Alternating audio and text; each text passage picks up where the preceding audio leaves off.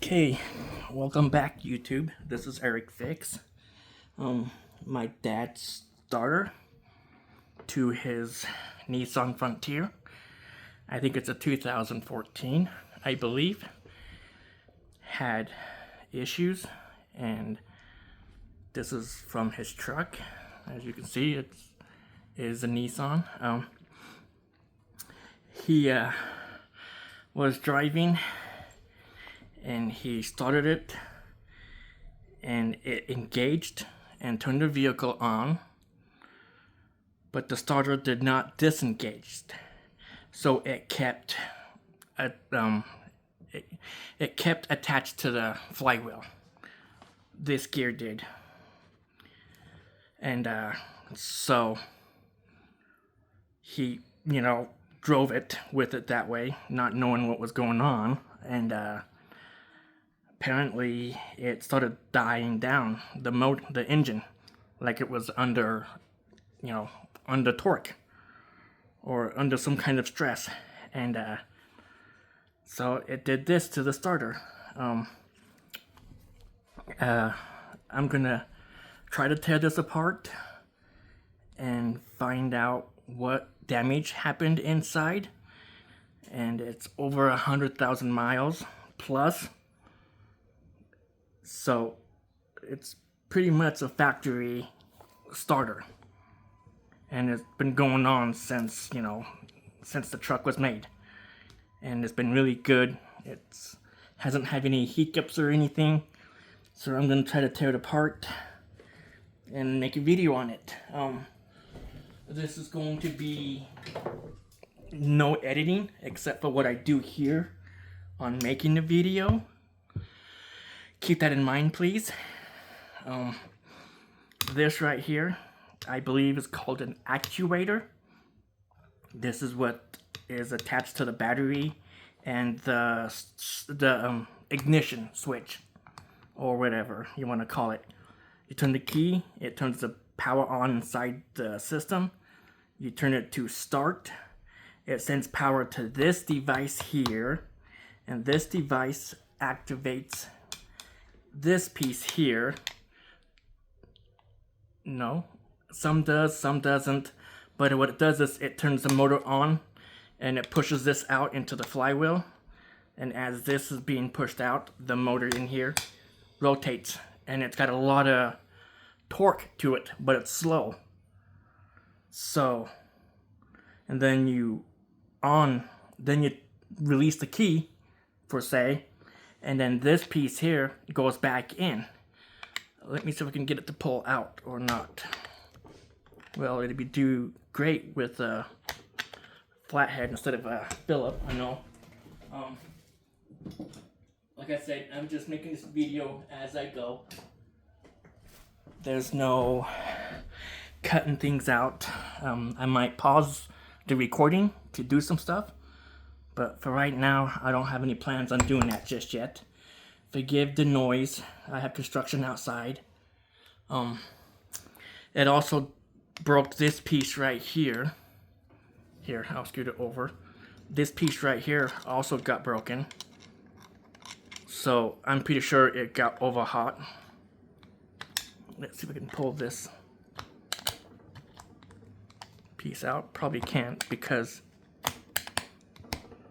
yeah, it's all jammed up. I mean, it rotates.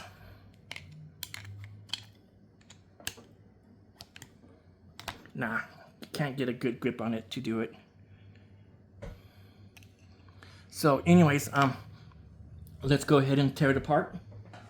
Like I said, I'm doing this in my kitchen, so forgive the noise, the lighting. I really don't have a studio or anything like that to do any recording. I don't do a whole lot of it, if you haven't noticed. I only got a couple of videos up. So let's pull this it's actuator, I think it's called an actuator, out, and we'll talk about it. You see it's got the spring in it, and then it has this magnetic. Yeah, I'm not very savvy. So this is springs keeps this engaged to the inside, which it pushes this lever here, or pull it, one of the two.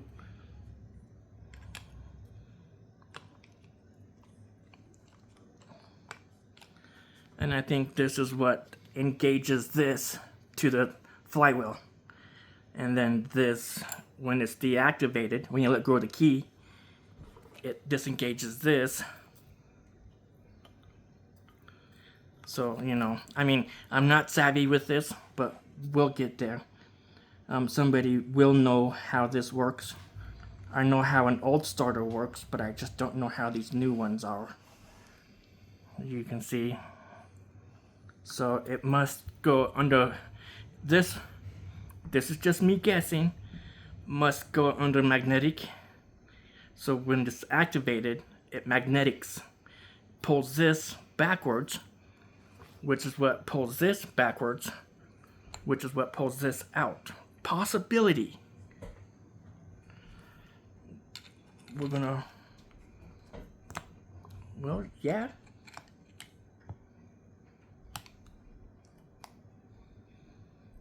Looks like it might do that.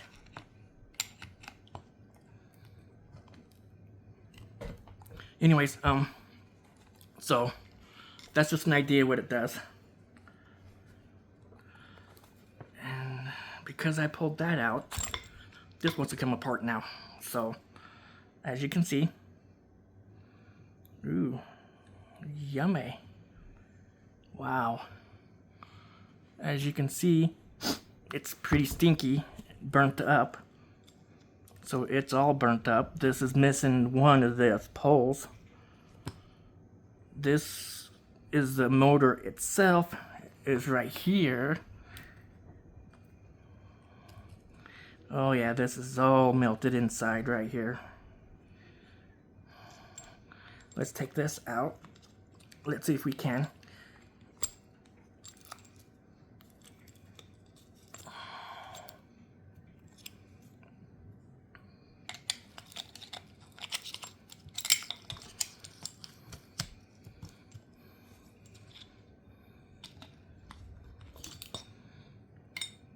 Okay, this is the casing.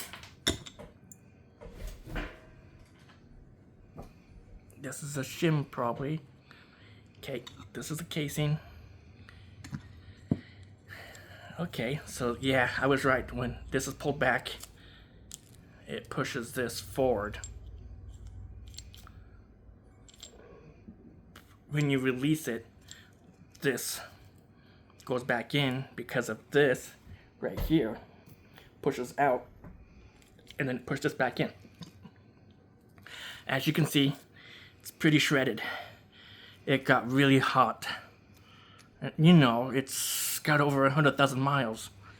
Well, usage out of it. And my dad constantly stopping and going. He's got to go to each individual house, and you know, he's a maintenance person over several homes. So, you know, he does a lot of stopping. So when the motor goes inside here, as you can see the teeth here, and then this just keeps it from touching, I think. Yeah, it keeps it from touching, I believe. I don't know. But then, as you can see how this spins, when the motor kicks on, this stays stationary in its point, and when it turns on, it spins this out. And of course, with the help of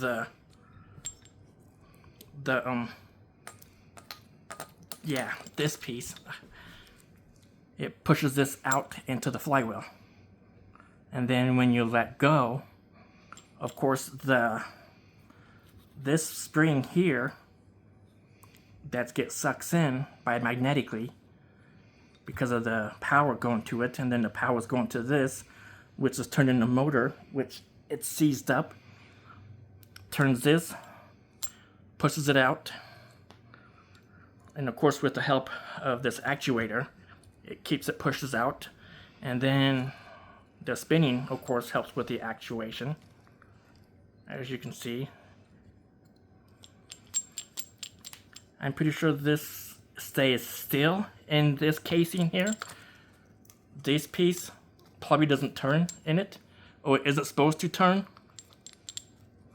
And then when the motor comes out, with the help of the actuator,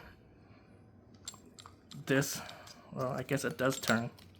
Yeah, it's all one unit, my mistake. So, yeah.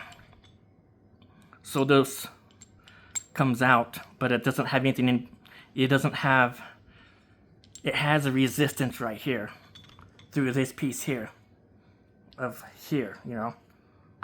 So this actually probably rubs against this plastic piece here, which is pretty cooked right now.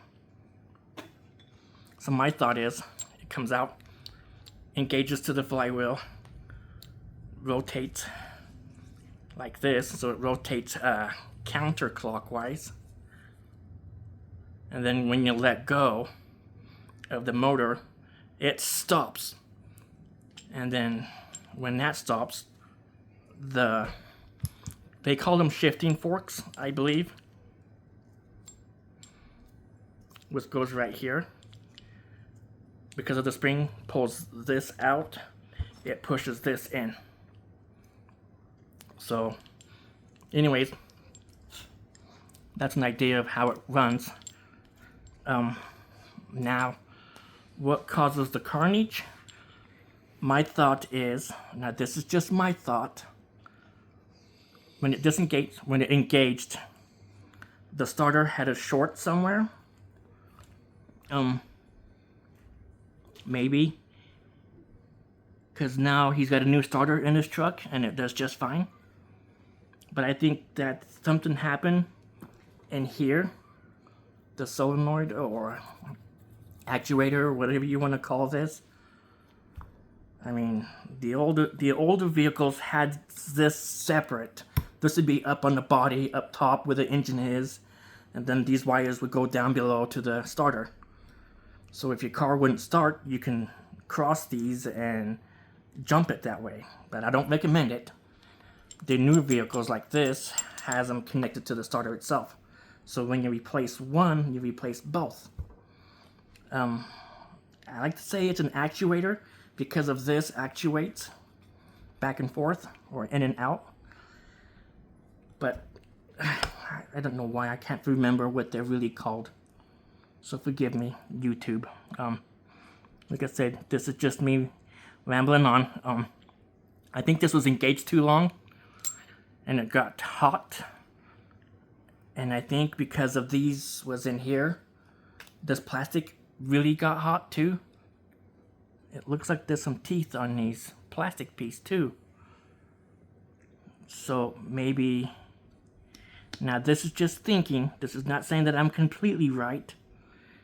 Maybe it got too hot and then one of these came out, because whenever you heat metal up, it's the metal gets hot and it always swells. And one of these came out and flew out of here because it got really hot. At the same time, this broke because this probably was wobbling right here. As you can see, the carnage. It's a damn good starter. I mean, it's a Nissan, so they're always made quality parts. Well, in the 2014 maybe. But I'm not biased to Nissan. Every company has their flaws, in my opinion. So, you know, no one's ever perfect. They're always going to have failures, one vehicle or another. That's just me. Let's continue on tearing this apart. I really can't see what I'm recording or how well it is because my camera holding device is holding my phone. Please forgive me. You know, I'm not worried about making a mistake or anything like that. Okay, see, here's the motor. This is the rotor. These are the brushes. Yeah, I mean, These don't look like they're overhot or destroyed. It looks pretty good. Let's see if we can pull this out of the case. There we go. See, okay, that's not important. That's just a case. This is the brushes. They look really good shape still. I mean, for how many miles, well not miles, but how many usage this has had, it looks really good still. The rotor, let's see if we can get that out. Every tool has a hammer in. There we go. There we go. It looks broken inside here. As you can tell, there's chunks everywhere in here, and that could be the reason why it didn't disengage. So we can get a better view.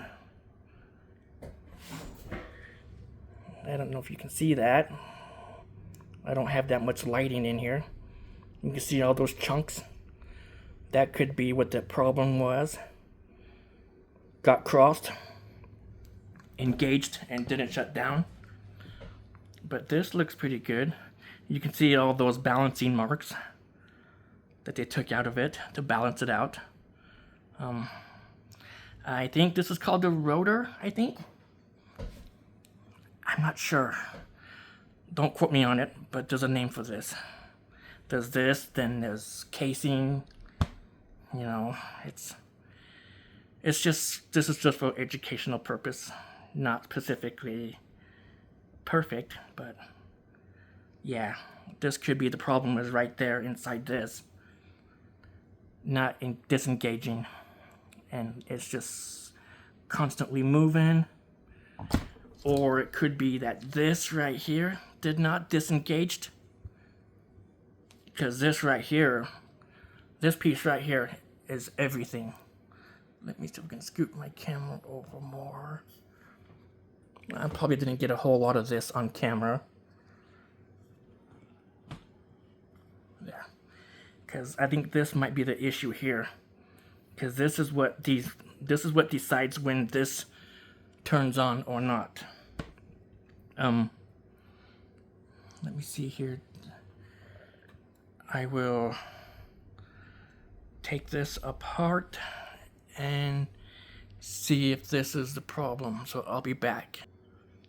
Okay, this has been a bit of a challenge, but I've got it started. So as you can see, these things, washer-like things, are screwed on like a bolt.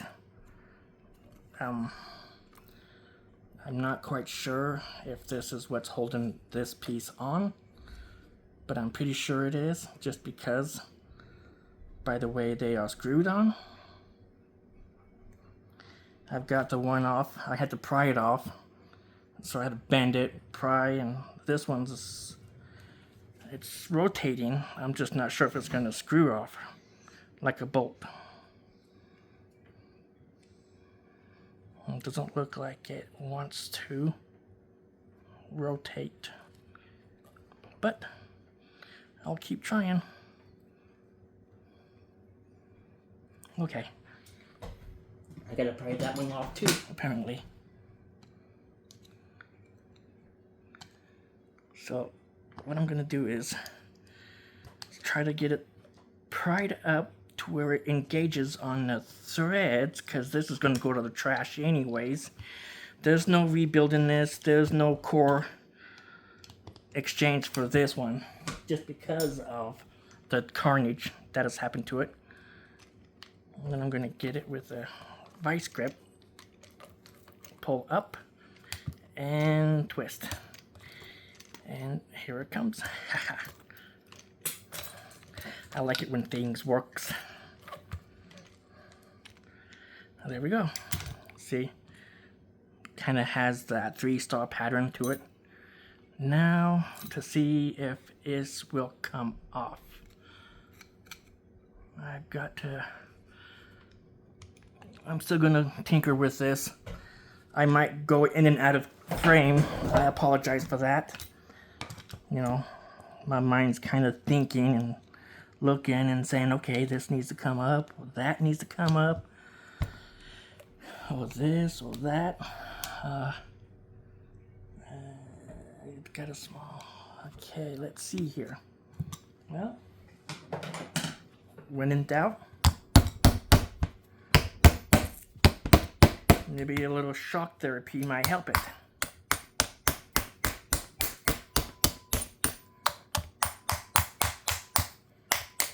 I don't want to damage it too much. I just want to break it loose. You know, maybe see how this plastic piece is now will come off. Well, not plastic, but metal piece.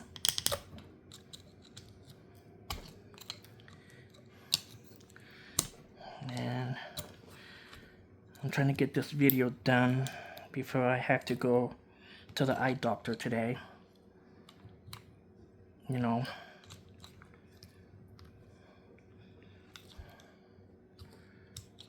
So he will be a little more aggressive because we know this piece is fine.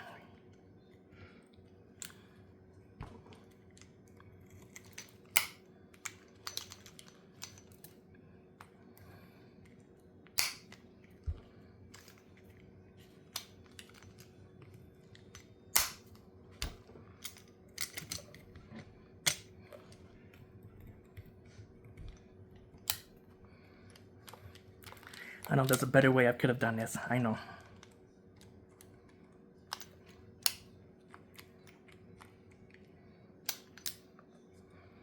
There's always a better way. That's if you do that or not. You know, I'm a typical man. So, we like prying things and bending things and breaking things, you know. Well, some of us does. Pardon me. Some of us does not. Me, if it's broke, it's broke. There's no fixing it. So, do whatever it takes to make a good video, right? Well, at least attempt to make a good video. Me, I don't do very good, but I try. You know, all my other videos, they are not perfect.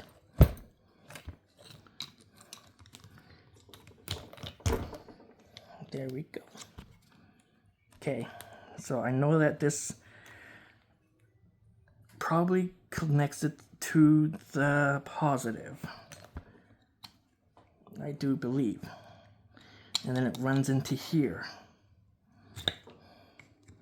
Now comes the fun part.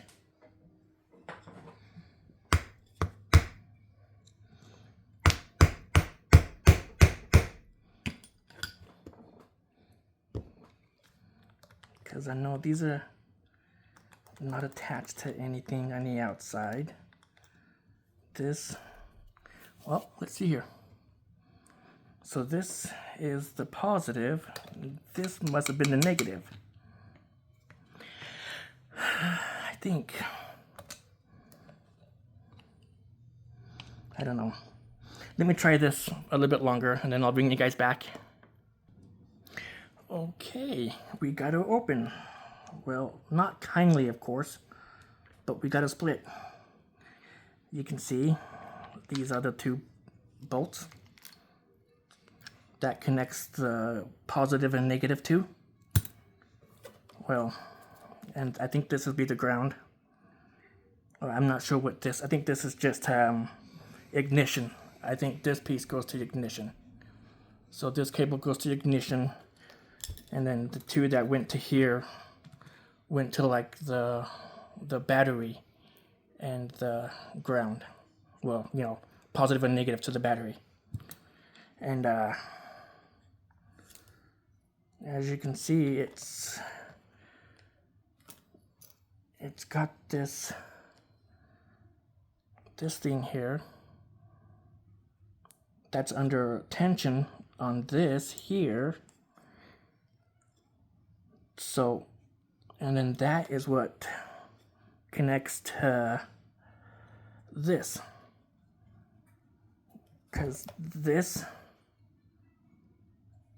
sits like this.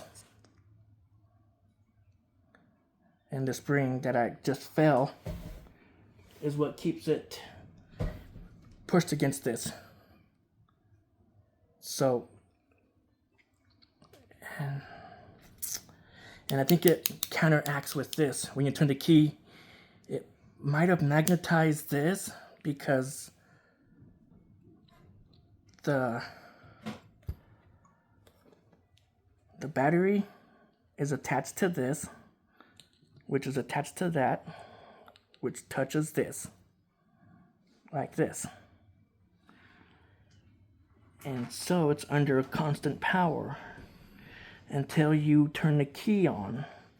And then it sends like a 12 volt, maybe less than that, to this, which activates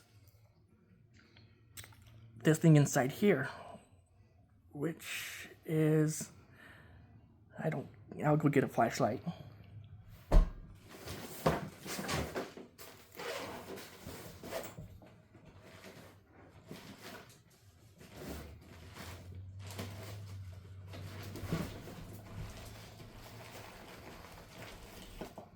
Now, keep in mind, this is all magnetically run. See that inside there? That is, I bet you, is a big magnet. I bet you. I know I tried hammering out from this end to get this piece out, but I just had to break it instead. And then this piece here is attached to this, which has these two slots in it here. There you go. See those slots right there? These two wires went into it. And this must connect to this inside here. And when you add a charge to this, it activates this magnet, which is what the power and the battery is attached to, which is what connects to this. And this touches this when it's not working. Or is it? Let's see here.